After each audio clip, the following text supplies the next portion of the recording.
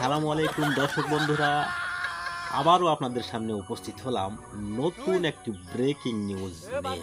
তো আজকের এই ব্রেকিং নিউজের মূল থিংস বা মূল বিষয়টি হচ্ছে একদল ডাকাত ছারপোকাকে গুলি করে হত্যা করা।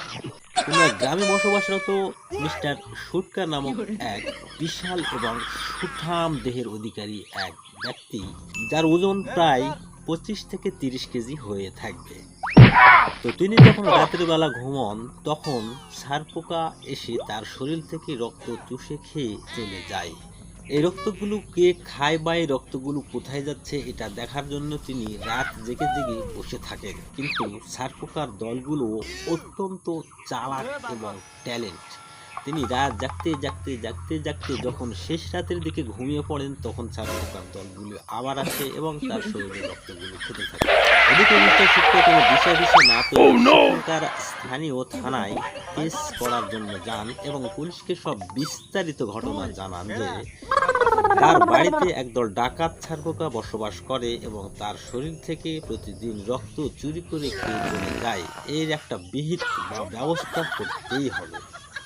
মিস্টার সুটকার কথা শুনে পুলিশ কেস এফআইআর করেন এবং তার বাড়িতে যান এবং তার বাড়িতে চিরুনি তল্লাশি চালান। কিন্তু দুঃখজনক বিষয় হলো, একটি ছারপোকা তো দূরের কথা, ছারপোকার কোনো বাচ্চাকেও খুঁজে পাওয়া যায়নি সেখানে।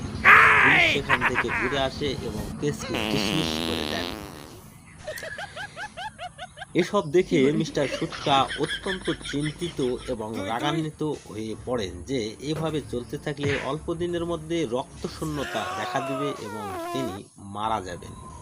এদিকে মিস্টার সুটকা দিশেহারা হয়ে পড়েন এবং 3 দিন 3 রাত ধরে চিন্তা ভাবনায় ব্যস্ত থাকেন যে এর একটা ব্যবস্থা কিভাবে করা যায়।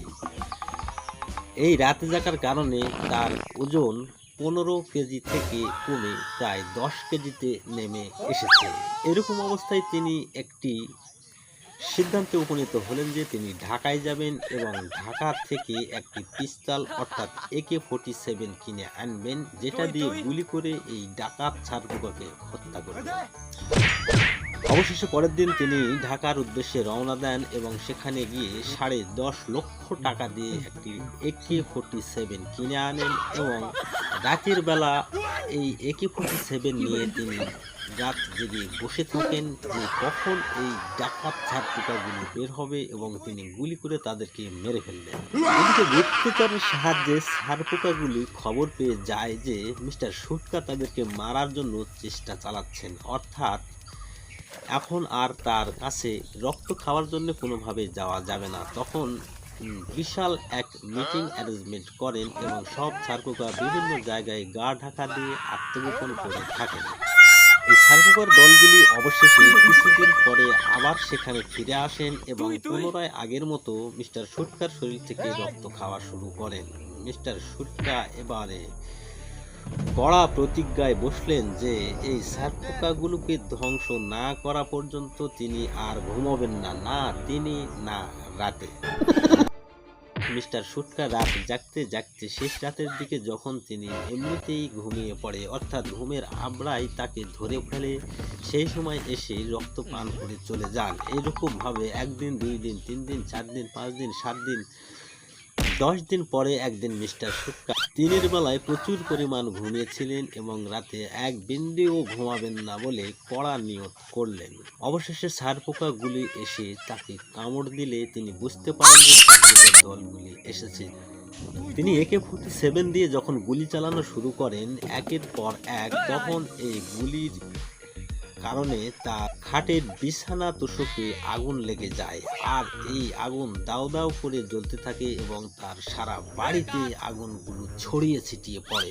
এই আগুন লাগার কারণে সেই তার বাড়িতে অবস্থানরত অর্থাৎ বসবাসরত সব ডাকাত ছারপোকাগুলো পুড়ে ধীরে ধীরে নিঃশেষ হয়ে যায়, সাথে তার পুরো বাড়িটাও। এদিকে মিস্টার সুটকা এই মত ব্যক্ত করেন যে যাক তার বাড়ি পুড়ে, তারপরেও ছাত্রীকে তিনি নিজ হাতে শাস্তি দিতে পেরেছেন, এটাই তার কাছে অনেক বড় ব্যাপার। তো আজকের মতো খবর এই পর্যন্তই। প্রিয় দর্শক বন্ধুরা, আপনারা ভালো থাকবেন এবং আমার সাথেই থাকবেন এইরকম ধরনের সব নতুন নতুন নিউজ পাওয়ার জন্য।